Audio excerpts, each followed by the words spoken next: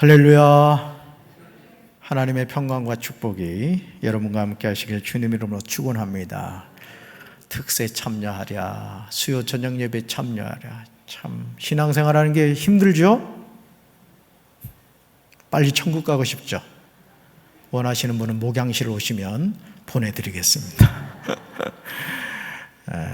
우리가 이 땅을 살면서 예배 드린다는 게 참 쉽진 않아요. 그렇지만 천국 가서 우리가 하는 일이 뭐라고요?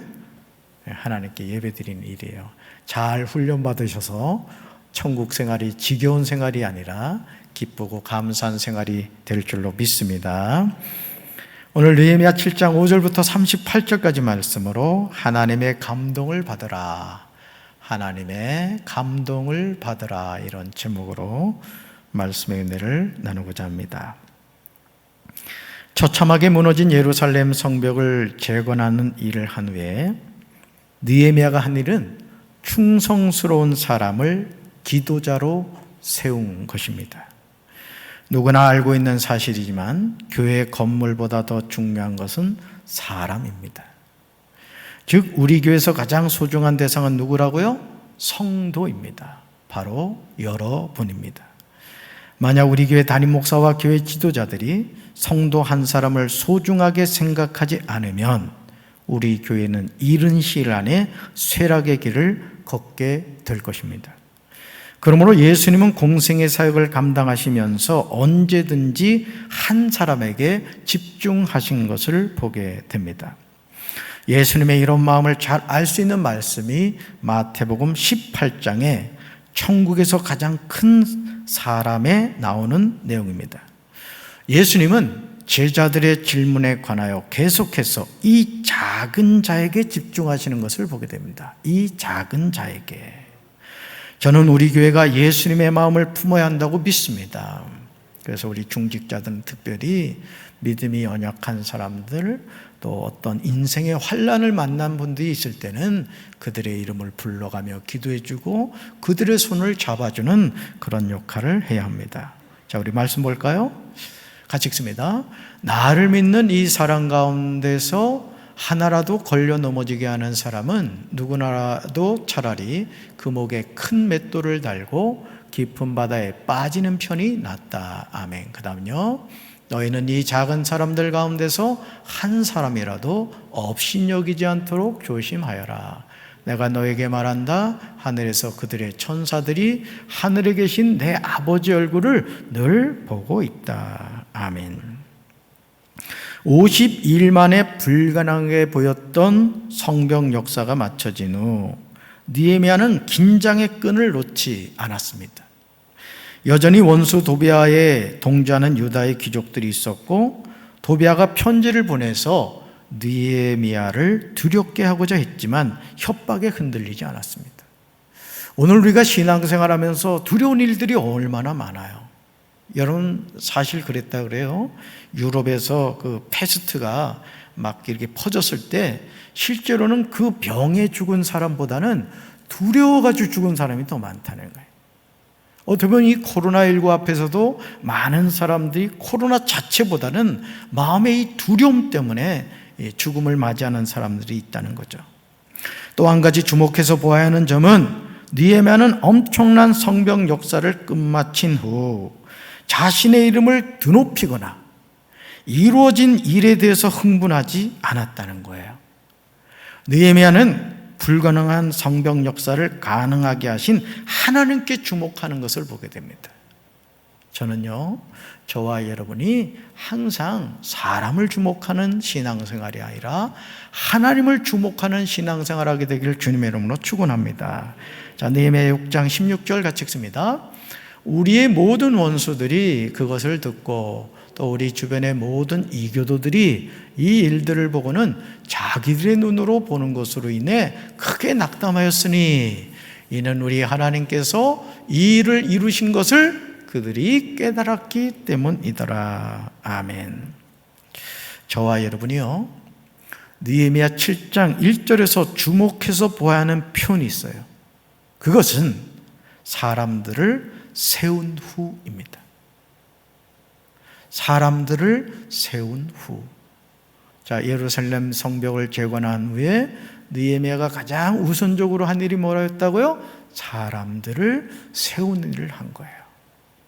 저는 우리 교회도 좋은 사명자들이 많이 세워져야 한다고 믿습니다. 정말 쉽지 않은 성벽 재건을 한 후에 느헤미야가 주목해서 본 것은 예루살렘 성을 위해서 헌신할 사람들에 대한 거예요. 그래서 인사가 만사인 거예요. 가정에서도 사람이 중요하고요, 교회에서도 사람이 중요합니다. 한 나라에서도 어떤 사람이 지도자로 세워지느냐에 따라서 그 나라의 흥망성쇠가 결정되는 거예요. 여러분, 내년 3월에 투표할 때 당을 보지 말고 인물을 보셔야 돼요. 인물을. 아멘. 그러셔야 됩니다.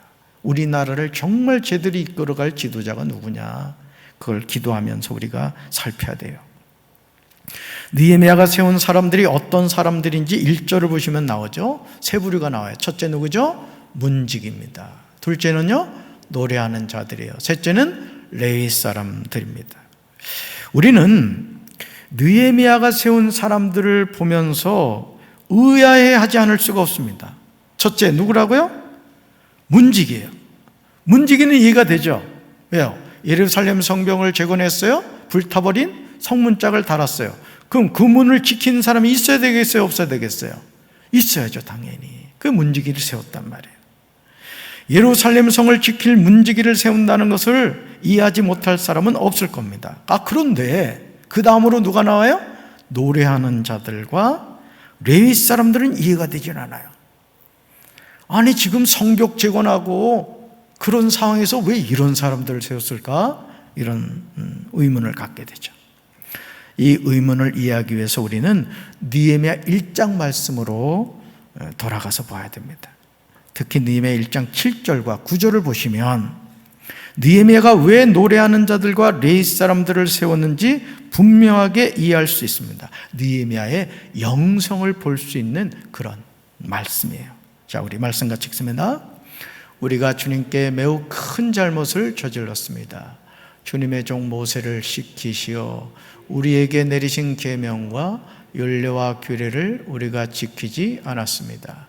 우리가 주님께로 돌아와서 주님의 계명을 지키고 실천하면 쫓겨난 우리가 하늘 끝에 가 있을지라도 주님께서 거기에서 우리를 한데 모아서 주님의 이름을 두려고 택한 곳으로 돌아가게 하겠다고 하신 그 말씀을 이제 기억하여 주십시오. 아멘. 자, 느헤미야의 기도에서 우리가 알 수 있는 일이 뭐죠? 느헤미야는 조국 유다가 패망한 이유가 국력이 약해서라고 보지 않았어요. 왜 하나님의 택한 민족이 망했는가? 국력이 약해서? 아니라는 거예요. 그들이 하나님의 계명과 율례와 규례를 지키지 않았기 때문임을 알았던 거예요. 오늘도 왜 교회가 힘을 잃어버리느냐? 여러분, 한국교회가 이 코로나19 앞에서 문재인 정부의 이 교회를 향한 탄압과 핍박 앞에서 왜 교회들이 축풍낙엽처럼 쓰러지고 말았습니까? 야성을 잃어버렸기 때문에 그래요. 그리고 믿는다고 하는 성도들조차도 말이죠, 코로나19에 예배 드린다고 하면요, 성도들 가운데도 지금 이 시국에 예배를 드려야 되냐고 그런 사람들 많았습니다. 우리 교회는 그런 사람들 있었나 없었나 모르겠어. 오늘 우리가 하나님을 경외한다고 하면서도 하나님을 경외하지 않는 그런 말과 생각과 행동을 할 때가 너무너무 많다는 거예요. 왜 망했다고요? 하나님의 계명과 율례와 규례를 지키지 않았기 때문에, 쉽게 말하면 하나님의 말씀을 무시했기 때문에 그렇다는 거예요. 그러므로 예루살렘 성벽을 재건한 후 가장 먼저 예배 회복을 위해 헌신할 사람들을 세운 겁니다. 우리 교회학교 우리 부장님과 선생님들 잘 들으세요. 아이들이 예배에 집중할 수 있게 하셔야 돼. 그리고 아이들이 주일 예배를 나오지 않으면 전화를 해야지. 전화를 해서 그 아이들이 교회를 나올 수 있도록 이끌고 그래야지. 여러분, 그냥 나오는 애들 그냥 감나무 밑에 감 떨어지길 기다리면 안 됩니다. 우리 유치부교회 부장님 어디 계셔? 우리 어린이교회 부장님 마찬가지고 청소년교 부장님 어디 계시나? 청년교 부장님 또 어디 계셔? 내가 맡고 있는 부서의 영혼들을 위해서 교사들하고 기도하면서 그들에게 전하고 관심을 가져줘야 돼요. 할렐루야. 매주마다 제가 이 주간 보고서를 통해서 유치부교가 몇 명 오고 어린이교회 몇 명 오고 청소년교회, 청년교회 몇 명 하는지 제가 다 체크합니다. 장년교회도 마찬가지고요. 저는 우리 사랑하는 성도 여러분들이 예배의 회복을 위해서 헌신하는 성도들 되길 주님의 이름으로 축원합니다. 예배가 회복돼야 돼요. 예배가. 아멘. 바로 그 사람들이 누구라고요? 노래하는 자들과 성전에서 봉사하는 레위 사람들이었던 거예요. 얼마나 느헤미야 영성이 멋집니까? 문지기를 세우는 그 다음 일로 노래하는 자들과 레위인들을 세워서, 그래, 우리나라가 망한 이유가 하나님께 예배를 드리지 못했기 때문이야. 하나님을 우리가 바로 섬기지 못해서 망한 거야. 그러니 뭘 회복해야 된다? 예배를 회복해야 돼요. 저는 우리 교회를 하나님이 사랑하시고 축복하신다고 믿습니다. 이 코로나 상황에서도 이렇게 나와서 예배를 사모하고 특별 새벽기도에 나와서 부르짖어 기도하는 모습을 보면 담임 목사도 이쁜데 하나님은 얼마나 이쁘겠어. 그냥 가서 쓰다듬어 주고 싶다니까. 그냥 예배 회복이 있어야 될 줄로 믿습니다. 저는요, 우리 교회가 부흥하는 길이 여기 있다고 믿습니다. 모든 예배에 성령님의 강력한 기름 부으심이 임하고 선포되는 말씀 가운데 하나님의 음성을 듣게 되고 기도의 문이 열리고 말씀의 은혜가 임할 때 어찌 우리 교회가 부흥하지 않겠습니까? 느헤미야는 예루살렘 성에 가장 우선으로 필요한 사람들을 세운 후에 그들을 바르게 이끌어갈 수 있는 지도자 하나니와 하나냐를 세워서 예루살렘을 다스리게 하였습니다. 그런 후에 세운 사람들이 무엇을 해야 하는지 구체적인 매뉴얼을 제시해요. 매뉴얼을. 그런데 오늘요, 느헤미야 7장 5절을 보시면 우리는 아주 감동적인 장면을 만나게 돼요. 자, 말씀 같이 읽습니다. 그래서 하나님이 내 마음을 감동시키셔서 백성들과 지도자들을 모아 각 집안별로 등록하도록 하셨다. 그때 나는 1차 귀환자들의 명단을 발견했는데 거기에는 이렇게 적혀 있었다. 아멘. 여러분 빨간 글씨 보세요. 하나님이 누구 마음을 감동시키셨다고요? 내 마음을. 이 은혜가 이 시간 여러분에게 함께 하시길 주님의 이름으로 축원합니다. 느헤미야는 하나님이 내 마음을 감동시키셔서라고 표현하고 있어요. 내 마음을 감동시키셨대요. 무너진 성벽을 재건하는 일이 얼마나 지난한 일입니까? 누가 시켰습니까, 여러분? 느헤미야한테 성벽 재건 좀 해주세요. 부탁한 사람 아무도 없었다고요. 아우 하나니를 통해서 예루살렘 성벽의 상황의 이야기를 듣고 나니까 회개가 된 거예요. 회개가. 어쩌다가 우리 민족이 이렇게 됐는가? 눈물을 흘리며 하나님께 회개를 한 거예요. 그러니까 하나님이 회개하는 자에게 어떻게 감동을 주시거든요. 주님의 몸된 전에도 그렇습니다. 마음에 감동받은 사람이 하나님의 일을 하는 거예요. 할렐루야. 이 은혜가 우리 사랑하는 성도들에게 함께 하시기를 주님의 이름으로 축원합니다. 느헤미야는 하나님의 감동하는 것을 보게 됩니다. 이게 무슨 말이죠? 느헤미야는 무너진 예루살렘 성벽을 재건하는 일보다 하나님과의 관계를 항상 우선시했다는 말이에요. 여러분 우리 삶에도요 우선순위라는 게 있습니다. 하루 24시간을 살면서 꼭 해야 할 일이 있고 하지 않아도 될 일이 있습니다. 자, 정해진 시간 안에 우리가 살아가요. 그러면 뭘 선택해야 되죠? 꼭 해야 할 일을 해야 되는 거예요. 안 해도 되는 일에 에너지를 소비할 필요는 없다는 거예요. 지혜가 필요하죠. 만약 느헤미야가 일 중심으로 유다 총독의 직임을 감당했다면 자신의 힘으로 도비아와 산발락과 게셈의 협공을 감당하지 못했을 것입니다. 원수들이 그렇게 느헤미야를 힘들게 하는 것을 너무도 잘 알매도 유다의 귀족들이 도비아와 내통하고 있었음을 주목해서 봐야 돼요. 여러분, 항상 마귀의 도구로 쓰임받는 사람들이 있어요. 교회 안에 교회 분란을 일으키고 교회를 세우겠다고 하면서 오히려 교회를 소용돌이 속에 빠뜨리는 경우가 너무너무 많아요. 그렇죠? 우리 주변에도 그런 교회들 많습니다. 그러면서 뭐라 그래요? 교회 바르기 세우기 무슨 협회니 이런 걸 이름을 턱 걸고 그러죠. 자신이 마치 하나님이 되어가지고 그 일을 하겠다는 거예요. 참 안타깝습니다. 물론 잘못한 것에 대해서는 바로 또 수정해 가고 고쳐가야 되겠죠. 그런데 정말 그러한 것이 하나님이 기뻐하는 것인지를 생각해 봐야 된다는 것이죠. 자칫하면 하나님의 자리에서 하나님의 심판을 받는 그런 행동을 하는 경우가 많다는 것이죠. 자, 이런 외적인 내적인 공격에도 불구하고 느헤미야는 사람을 의지하지 않았기에 도비아가 편지를 보내서 위협을 했음에도 흔들리지 않았어요. 여러분, 하나님을 의지하는 사람은 사람 때문에 흔들리지 않습니다. 저는 우리 사랑하는 성도 여러분들이 살아계신 하나님을 의지함으로 말미암아 어떤 환경과 어떤 사람을 통해서도 흔들리는 인생이 아니라 꿋꿋하게 서서 주신 사명 잘 감당하게 되길 주님의 이름으로 축원합니다. 느헤미야의 강점은 위기 순간 때마다 하나님께 자신의 마음을 고백했다는 거예요. 자신의 마음. 느헤미야는 하나님을 높고 높은 보좌에 계신 분으로 보지 않았어요. 자신의 형편과 처지를 이야기할 때 그 간구를 들어주시는 아버지 하나님을 고백하는 거예요. 우리가 네 구절이에요?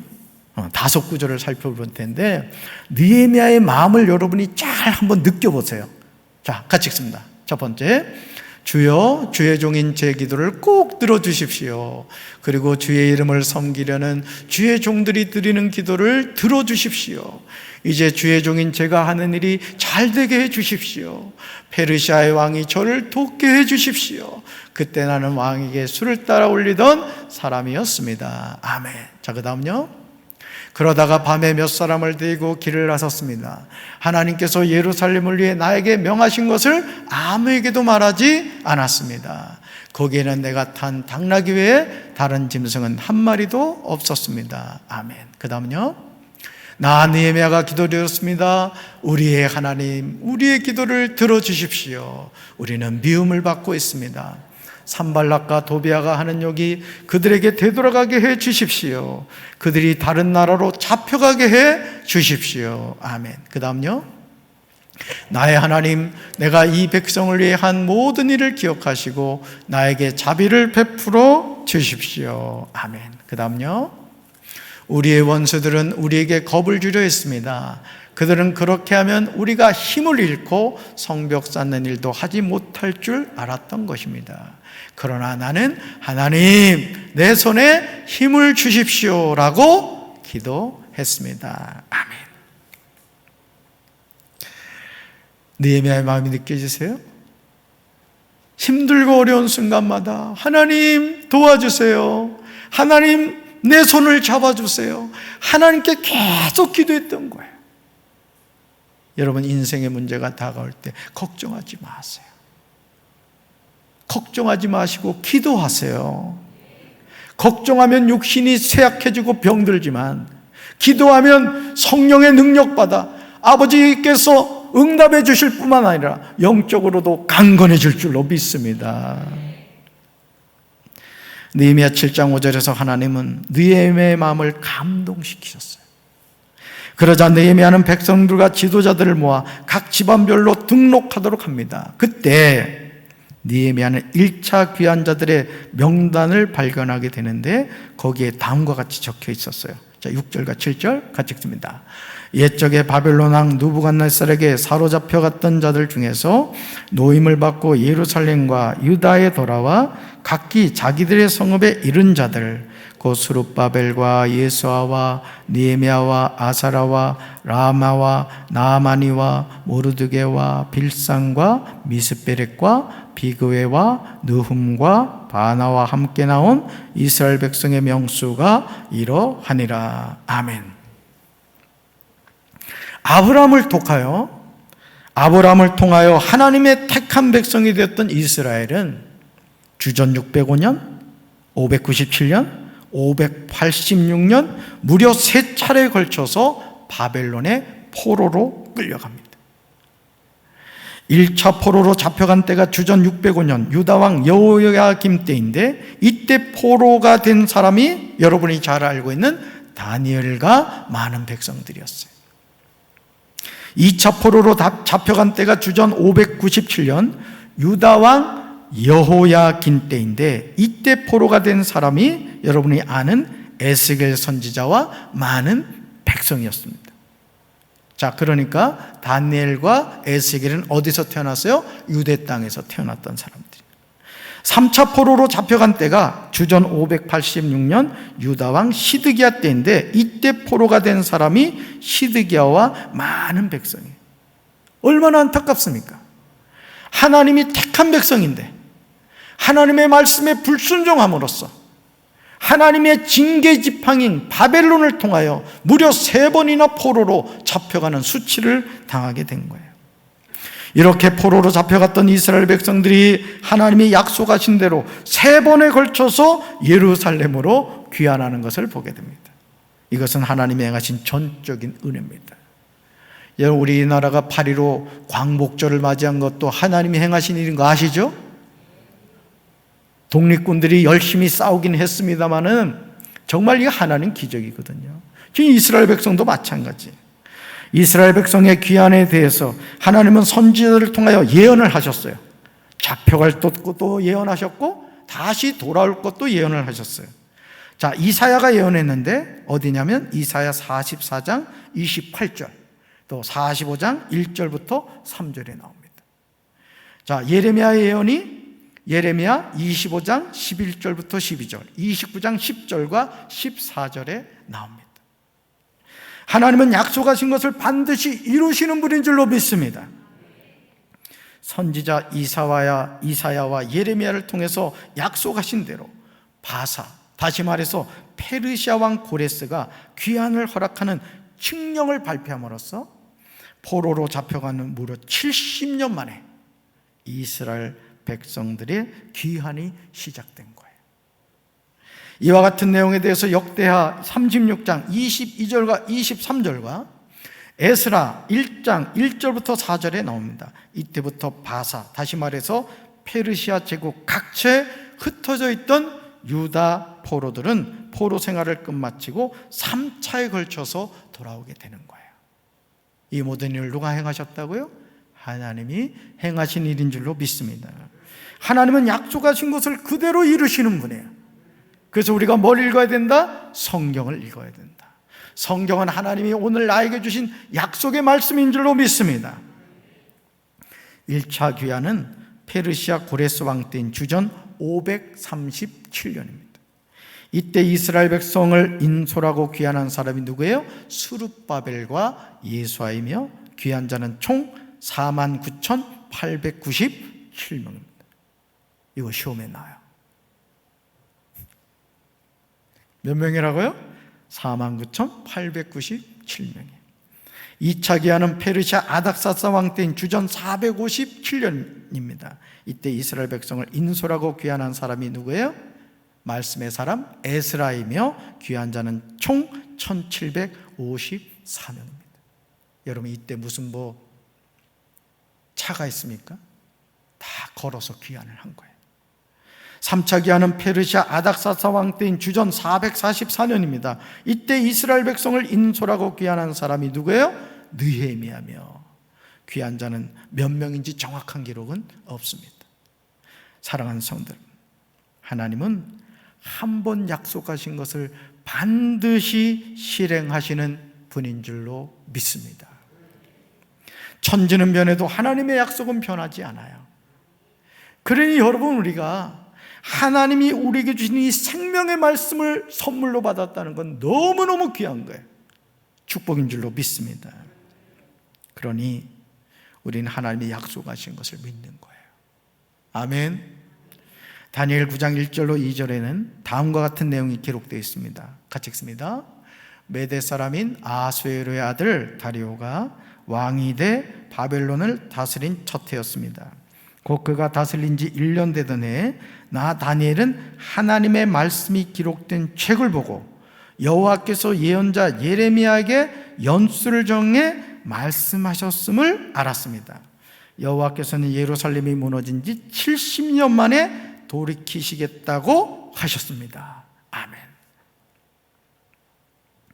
사실 이 말씀을 읽으면서요, 여러분, 우리가 이 소름이 돋아야 돼. 소름이. 지금 다니엘이 발견한 사실이 무엇입니까? 그것은 선지자 예레미야가 기록한 성경을 통해서 하나님이 예루살렘이 무너진 지 몇 년 만에? 70년 만에 돌이키시겠다고 말씀하신 내용이에요. 그렇습니다. 하나님은 역사의 주관자가 되신 줄로 믿습니다. 새초부터 새말까지 모두 아시는 거예요. 느헤미야 7장 7절에 나오는 명단은 바벨론 포로에서 1차로 귀환한 사람들 가운데 지도자에 해당하는 사람들이고요, 8절부터 72절은 함께 예루살렘으로 돌아온 가문과 자손들의 명단입니다. 정말 놀랍게도 무려 70년 만에 하나님의 약속이 이루어진 거예요. 그러니 하나님 믿으시라고요. 70년 만에 그 약속을 이루시는 분이에요.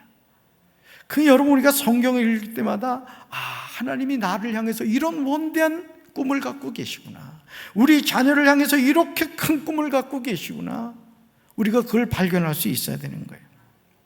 느헤미야 7장 7절에 나오는 명단은 오늘 우리에게 많은 것을 깨닫게 해주는 거예요. 느헤미야 7장 8절에서 바로스 자손이 2172명이요, 이렇게 시작되는 가문을 대표하는 사람들과 그 자손이 몇 명인지의 기록을 주목해 보시길 바랍니다. 상식을 뛰어넘는 정말 놀라운 사실은 느헤미야 7장 66절부터 69절까지 나오는 내용이에요. 자, 같이 읽습니다. 온 회중의 수가 42,360명이었고 거기에 남녀 종들이 7,337명, 남녀 노래하는 사람들이 245명이었습니다. 또 말이 736마리, 노새가 245마리, 낙타가 435마리, 나귀가 6,720마리였습니다. 아멘.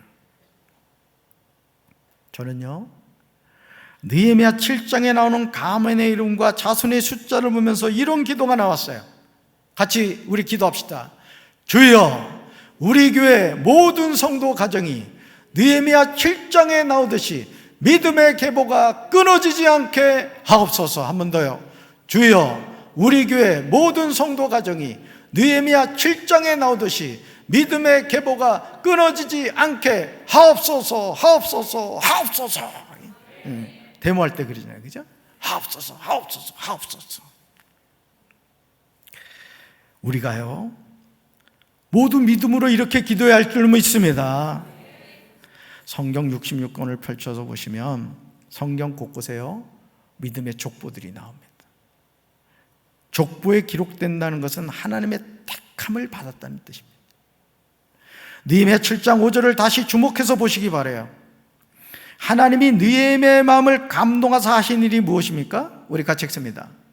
귀족들과 관리들과 일반 백성을 모아서 가족별로 등록시키도록 나의 하나님이 나의 마음을 감동시키셨다. 아멘.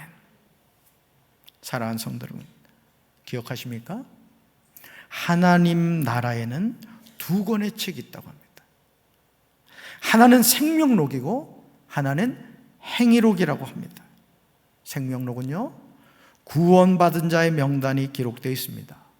행위록은 우리가 이 세상에서 어떻게 살았는지에 대한 기록이 적혀 있다고 합니다. 신구약 성경에서 생명록에 관한 성경 구절이 무려 8번이나 나오는 것을 보게 됩니다.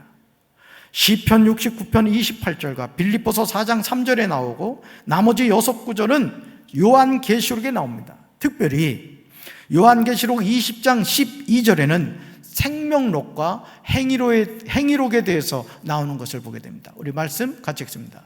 그리고 나는 큰 사람이든 작은 사람이든 죽은 사람들이 그 보좌 앞에 서 있는 것을 보았습니다. 책들이 펼쳐져 있는데 또 다른 책, 곧 생명의 책도 있었습니다. 죽은 사람들이 책들 안에 기록된 대로 심판을 받았는데 그 안에는 그들의 행위가 기록되어 있었습니다. 아멘. 사도 요한은 죽은 사람들이 하나님의 보좌 앞에 서 있는 것을 보았어요. 한 번 죽는 것은 사람에게 정해진 것이요, 그 후에 심판이 있습니다. 그런데 책들이 펼쳐져 있었다는 거예요. 책들이. 그 책들 가운데 생명의 책이 있었는데 죽은 사람들이 책들 안에 기록된 대로 심판을 받았다는 거예요. 바벨론 포로로 잡혀간 수많은 사람이 있었을 것입니다. 70년이라는 긴 세월이 흘렀습니다. 아무도 조국 유다로 돌아갈 것이라고 기대한 사람은 없었습니다.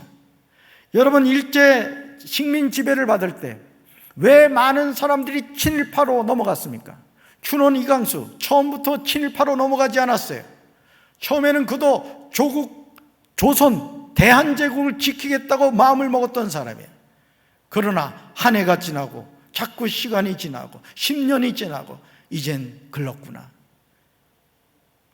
대한제국은 망했구나. 그리고 친일파가 된 거예요. 오늘 우리가 이 세상을 살면서 마귀파가 되는 이유가 어디 있습니까? 끝까지 하나님 파로 살아야 되는데 왜 마귀파로 살아갑니까? 인내하지 못해 그런 거예요. 아이고, 하나님 안 계신가 봐. 내 삶에 일어나는 일들을 봐봐. 하나님 살아계신 이럴 수 있어? 이럴 수 있습니다. 그래도 끝까지 하나님을 바라보고 의지할 줄로 믿습니다. 저희 집에요, 쿠쿠 압력밥솥이 있습니다. 모르셨죠? 오늘 새벽에 제가 이렇게 일어났는데 이 쿠쿠 아가씨가 안내 멘트를 해주는 거예요. 밥이 되었습니다. 보온으로 들어갑니다. 여러분, 우리가 이 세상 살면서 밥도요, 때 되기 전에 밥통 열면 소리군 밥 먹습니다. 하나님이 우리에게 주신 축복 이미 정해져 있어요. 여러분, 낙심하지 마시고 끝까지 승리하시기를 주님의 이름으로 축원합니다. 하나님은 약속하신 대로 이루셨습니다. 그리고 그 역사의 주인공이 된 사람들이 있었습니다. 그러므로 이제 하나님이 감동하시는 영적인 족보를 써나가야 돼요. 따라붙다, 영적인 족보를 써나가자. 아멘. 그 족보에 하나님 백성들의 이름이 기록될 것입니다. 여러분, 한번 생각해 보세요. 내가 이 육신의 장막을 벗었을 때 하나님의 나라의 그 생명록에 박재진하고 이름이 기록된, 얼마나 좋아요, 얼마나 좋아요. 제가 신병 교육대 갔는데 말이죠. 차출을 하러 왔다잖아. 차출해 간다는 건 뽑혀 간다는 얘기예요. 얼마나 훌륭하게 보여. 제가 제 이름을 부르질 않는 거예요. 너무너무 속상하더라고. 우리 남자분들은 다 경험했을 거예요, 그죠? 아주 좀 편한 보직 같은 게 있거든요. 글씨도 써보라고 하고 별거 다 해요. 여러분, 이 세상에 차출된 것은 그 시기지만 하나님께 차출되는 것은 영원한 줄로 믿습니다. 저와 여러분 모두, 그리고 우리 후손들이 느헤미야 7장 8절부터 나오는 족보에 기록되기를 주님의 이름으로 축원합니다. 영적인 족보를 써갑시다. 우리가 끝까지 하나님을 믿고 의지합시다. 하나님은 신실하셔서 반드시 승리하게 해 주실 줄로 믿습니다. 가슴에 손 얹읍시다. 하나님 아버지, 느헤미야가 하나님의 감동을 받았습니다. 감동을 받았기에 끝까지 사명을 감당했습니다. 주님, 피곤할 때도 많고 힘들 때도 많고 낙심될 때도 많습니다. 그러나 주님, 우리가 이 사명을 감당하는 것은 우리가 구원받은 하나님의 자녀이고 하나님이 우리에게 주신 사명 때문인 줄로 믿습니다. 날마다 성령의 감동을 받아 성령의 이끌림 받게 하시고 끝까지 믿음으로 승리하게 하시고 영적인 족보를 아름답게 써가는 믿음의 명문가들이 되게 하여 주옵소서. 믿음의 명문가들이 될지어다, 될지어다, 믿음의 명문가가 될지어다 축복하여 주시옵소서. 이제는 우리 주 예수 그리스도의 크신 은혜와 하나님 아버지의 한없는 사랑과 성령님의 교통하심이 영적인 아름다운 족보를 써가기 원하는 사랑하는 주의 백성들 위해 이제로부터 영원토록 함께 하시기를 간절히 축원하옵나이다. 아멘.